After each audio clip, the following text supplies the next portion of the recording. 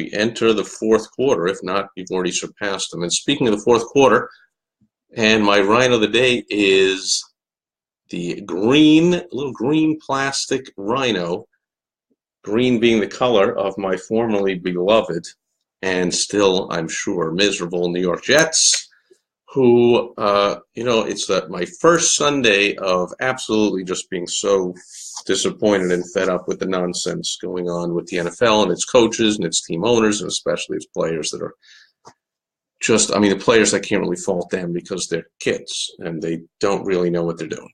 But the team owners and the leadership of the NFL is so weak and so ridiculous. That I am among many, many people, I don't know if it's tens of thousands, hundreds of thousands, millions of Americans that were loyal fans of the NFL, or at least one of its teams, that are just finding it difficult, if not impossible, like in my case, to root for them these days.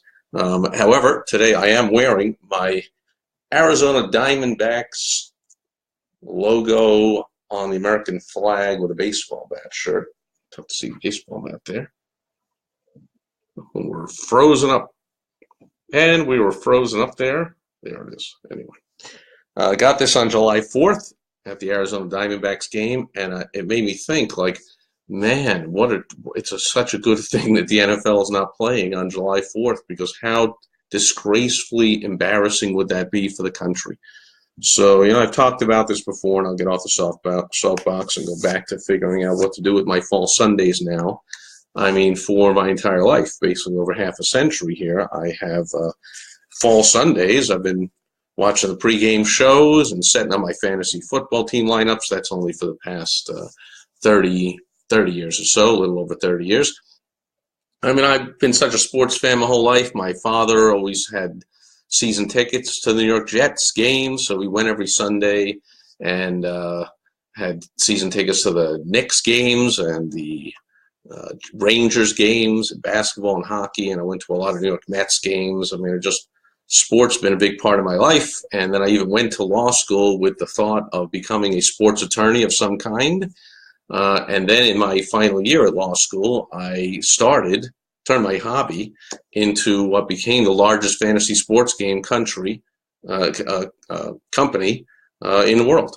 And so sports has always been such a big part of my life. I've always rabidly followed it. And yet, I saw on the news this morning, and we watched the game Thursday night because my beautiful wife Michelle is a fan of the Green Bay Packers, and every player stood up, although this whole standing with the arms interlocked nonsense is one form of just disrespecting the flag, period. Put your hand over your heart. That's the way it goes. So some of the players were interlocking arms and still putting their arm over their heart, and other ones were very clearly not putting their arms over their heart. But then, I was okay with that. But then this morning, I saw some clip on the news of the game that, how embarrassing is it? They're playing in another country because they've decided the NFL made a move to, globalize itself like the NBA so successfully has done over the last couple of decades. The NFL has tried to duplicate that, not doing a great job. And then today and last Sunday, certainly doing a lot of harm by sending players over there who are disrespecting the flag, kneeling down during the American national anthem and standing up during the foreign country's national anthem. It so makes no sense that the kids don't know what they're doing and they're listening to all the wrong influences. And what really pains me, I've always been such a huge advocate of civil rights and the civil rights movement. And, when I was a kid growing up in the 60s, it was a big deal. And now, in the past decade or so, it's come back again, and it's like craziness again. But I remember growing up in the 60s where you had Martin Luther King, you had Malcolm X, you had the Black Panthers, so you had different levels of different beliefs in how to affect the change, how to get the point across to America that the ugliness of the separate but equal and the ridiculous, sit in the back of the bus and drink from a different fountain and you can't stay in this hotel and all that crap with the racism, has to go. And Martin Luther King, who grew up in a kind of a really, comfortable neighborhood and a comfortable family and a middle class, everything was fine, was the taking the high road and the peaceful. And, he was always, every time he was marching or wherever, he had the American flags, of course. But then you had Malcolm X, who grew up with, being attacked by the KKK and his home burnt down by him. And, his dad, as the story goes, killed by a white mob, anti-black mob. The guy grew up, understandably, incredibly angry and did not, he also became a minister like Dr. King, but he didn't go to a nice college and do all that. He got into some trouble and got arrested and got into gangs and things like that. But so he was a little more militant, angry approach to the change. And then there were the Black Panthers, who were their violent approach to the change. So, change happened. I mean, civil rights laws were passed, and schools were segregated. Segregated schools were integrated, and obviously it's still a long way to go. So the change totally wasn't made. So, I mean, it's not like news that I'm saying this stuff, but how can anyone say which method affected the most change? Was a little of each. But I got to tell you this, I saw this clip this morning on the news of another game over in England. And sure, a few players sat down for that. I mean, that's just pure outright stupidity and disgusting. But it was just equally bad with the guy standing, who, as they scan down the row of the players standing, but they're begrudgingly standing like, oh, it's so difficult to have respect for my own country. Like, is it that difficult? Is it that difficult? I mean, has anyone ever been in the 200 and however many years history of this country been under any misconception that everything is perfect and this is just spectacular and everything's great and nothing needs to change and there's nothing wrong? Like, there always has been, there always will, with every person, in our personal lives, in our businesses, in our families, in our neighborhoods, our cities, and our states, and our country. I mean, the world. That's just the way it is. There's always going to be things wrong that need to be changed. That doesn't mean you disrespect. So, for instance, you don't sit there with your own family if there's discord in the family, and they say, "Hey, let's all, gather together for Thanksgiving." You don't sit there and go, "I refuse to eat at the Thanksgiving table with the rest of my family because I'm protesting how, there's problems in the family. Like we got the drunk uncle and the problem over there, and I don't like this person's husband that they're marrying and is beating them, and whatever the problems are." Do you go sit in the corner or not show? Hey, I'm not going to show up for Thanksgiving because I'm protesting the family. That's just outrageous. Or I'm going to sit in the corner over here, or I'm going to pout, or while you're all saying grace, I'm going to, have nasty looks on my face and be miserable about it. I mean, that's how it was during the national anthem. They scan down. These players are like, their head in their face, like they're so ashamed, or they're looking down, or they got the angriest looks on their faces as if, these are football players. So, of course, their job is to be angry, is to inflict violence. It's a violent game. But the national anthem has always been like, you stand at attention, you face the flag, you put your hand over your heart, and some of the players, to their benefit, I saw some of the players are mouthing the words and singing along. You don't have to go that far, but I mean, that it's so painful to salute your own country, your own flag, especially when you're being an ambassador overseas and you're supposedly carrying forth America to overseas, and then you're showing how disrespectful you are, compounded by the fact that then you stand up for the foreign countries. I mean, foreign countries got to be thinking. I mean, I love these anti-Trumpers that think like, oh, Trump's so embarrassing. The world is watching and Trump's embarrassing. Not even 1/bazillionth. As embarrassing as he is, it's not 1/bazillionth as embarrassing as these football players are when they go out of the country and they refuse to have respect for their own country. I mean, give me an unbelievable break. So I'm like, I can't keep track of it. I'm not going to sit here and think who's sitting down and who's standing up and who's got an ugly look on their face like this is the most miserable thing. They're making me stand up. Because the leagues have rules.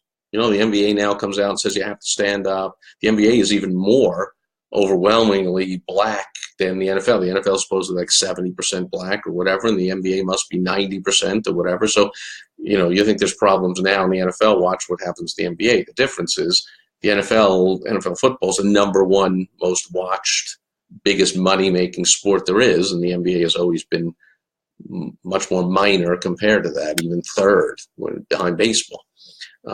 So won't be as big a deal, and it wasn't as big a deal when there's an NBA strike as when there's a football strike. Football is like a big deal in America, and it is a big deal to me. I love all the sports, not all of them, but I watch a lot of sports. I cannot bring myself to root for these players because I don't want to keep track of my mind. I'm like, I can't root for that guy. I know it's irrational, it's crazy of me, but I'm like, I've been a loyal Jets fan. Players come and go, coaches come and go, team owners come and go for my entire life, over 50 years rooting for the team. Once they won the Super Bowl, a couple other times they were close when I was a child, and then recently, I don't know, 10 years ago or so, they make the playoffs again, and they're doing okay, and they've made it a few times, but they've really never been like a dominant, great team. They've been pretty much a miserably crappy team, and yet I've still been loyal. So I haven't been like, oh, the Jets are crappy, there's a lot of problems, therefore I'm going to disrespect them. Therefore, I'm not going to watch them. Therefore, I'm not going to wear Jets shirts anymore. I've never done that. I don't believe in it. I believe in loyalty. I believe in respect to the overall bigger picture. Then, anyone has a problem with the current president. There's a lot of problems with the current president. Geez, you need me to tell you that? But it's so painful to see the lemmings that every time Trump says or does something stupid, the lemmings have to respond with oh, now I have to respond like an idiot. Just because Trump is being an idiot, like now it triggers you to acting like an idiot in response. So entertainers say stupid things, and now athletes are saying and doing stupid things, and other politicians and the news media, whether they're ultra for Trump or ultra against Trump, they twist themselves into pretzels to make everything he does bad or to make everything he does good or whatever. Really? I mean, you're letting this guy have that much effect on your psyche? Like, whatever.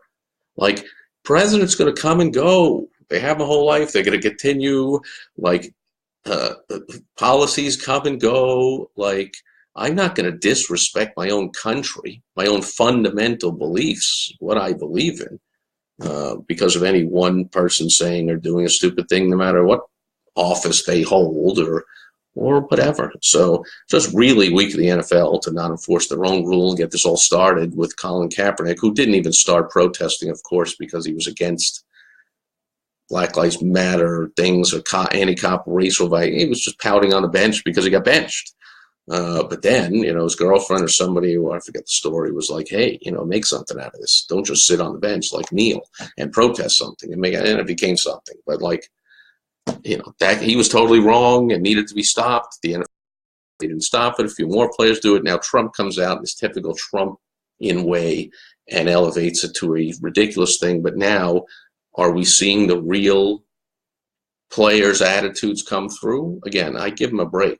Like, they're kids. I mean, when I was a 22, 25-year-old kid, I did a lot of stupid things, and I'm considered a fairly bright person. I have a law school degree, so I have a master's degree. Did you know any football players in high school growing up or in college? Like, yeah, they went to classes because they had to, but they knew why we're there. They were there to play football, and they weren't known exactly to be the sharpest tacks in the deck, and they weren't taking all the high-level political courses. And when so I excuse all them for their ignorance of what they're really doing. But how are the team owners allowing this? How is the league allowing this? It is alienating at least some of the fans. I'm not the only one. Some of the advertisers. We canceled our DirecTV and paying $300 a year to DirecTV to watch my beloved Jets and for my beautiful wife Michelle to watch her beloved Packers, since we live in neither one of those cities and want to make sure to watch those 2 games a week. Now, the Packers are good, so they're on Thursday night, Monday night, Tuesday, whatever the hell nights, and prime times and late afternoon, and they're on national TV a lot. Good. The Jets, they're so terrible they'll never be on. I just won't watch them. I don't know if I ever will again. Some part of me is hoping. I'm not one of these. I'm not going to burning out and looking around here. I got the Jets stuff all over the place. I'm not burning my stuff yet. I'm hoping that things change, but part of me is thinking that no matter what rules they make up, these players fundamentally, I mean, that clip I just saw this morning, and I don't know what happened in the games today because, again, I'm paying no attention to it. I refuse. But just that clip I saw this morning, hoping that something would change, but no, it changed and it got even worse. I mean, they're standing up, but their hand in their face, or they're misery, or they're looking down, or they're, angry about the whole thing, about the, wow, I'm so sorry that you're so angry about a country that allows you to come from the absolute destitute, worst, poverty-ridden neighborhoods and cities in the world and rise up to be a multi-millionaire and play a game for a living and get paid because you wear a certain pair of shoes and a certain type of shirt and have a certain type of logo in there. I'm so sorry that it's so oppressive and miserable for you, that opportunity is so terrible. Are there terrible things in the country? Sure. But is it overall, does that mean you disrespect the country? Or because you don't like what the president said, you disrespect the whole country? I mean, and yourself? The whole thing. It's outrageous. I'm done.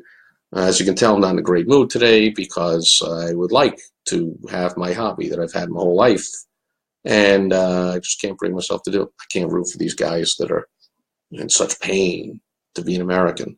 And I can't keep track of who's who. And so I did not even, I still play, even though I no longer own the largest fantasy sports game company in the world. I still play in fantasy sports games. I don't even look at my teams, set my lineups. Who knows who's playing, who's hurt, is whatever. I can't pay any attention to it. Can't pay attention to the players, the games, or the whatever. I just can't bring myself. And so it's kind of a painful day for me. I'll get over it. But I realize, like, how soon will I get over it? As soon as I decide, of course. Let's see how long it takes me to grieve here. In the back of my mind, I keep thinking I'll come back, but then I'm thinking, probably not. And so there's plenty of other things to do. And, it reminded me that I've been invited to, like, play golf on Sundays. And a couple of times I remember playing golf on a Sunday morning and, like, after finishing up at around, here in the West Coast time, 3-hour difference, the game started at 10 a.m. So we play at 6 and we're getting done around 10. And they're like, hey, you want to go have something to eat after? And I'm like, yeah, no, I want to run home and watch my beloved Jets on TV. And I'm like, wow, how silly. Now I'm looking at, like they were looking at me, like, who cares? Whatever. And I'm like, yeah, that's what I like to do. And so why can't I play golf and watch my team? I can do both. But then I gave up the social aspects of the playing golf, having something to eat after, the 19th hole, as they call it. So no more of that. I'm going to be playing golf and hanging out by the pool we're doing today. And, I'll find something else to do. And life will and already has gone on for me. And that's it. I see nobody else is here. So hopefully that means everybody is out there with something better to do than sit here on Facebook and watch me do a video by enjoying your Sunday Funday. This is the longest Sunday video I've ever shot. Usually I check in for a minute or so, but I just felt the need to vent. And thank you for being my remote technological psychiatrist for the day, even if you're not watching. And I'll be back tomorrow with Direct Mail Monday. Over and out.